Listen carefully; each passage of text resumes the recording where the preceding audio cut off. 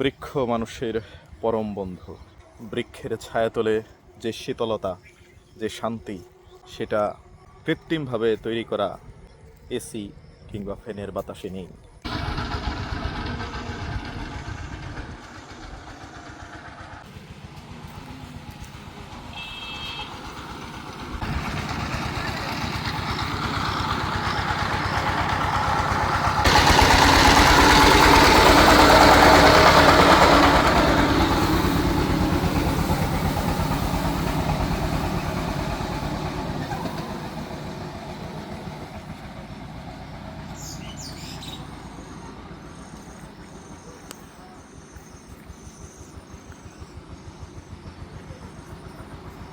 চমৎকার রৌদ্রোজ্জ্বল একদিন আজ।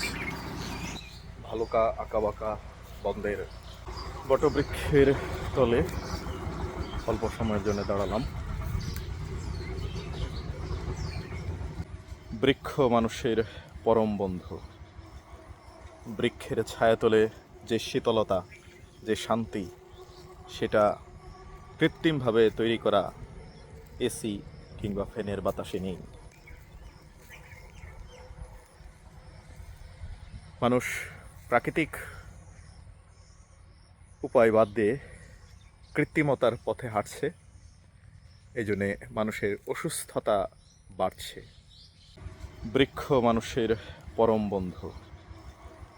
বৃক্ষের ছায়াতলে যে শীতলতা, যে শান্তি, সেটা কৃত্রিমভাবে তৈরি করা এসি কিংবা ফ্যানের বাতাসে নেই।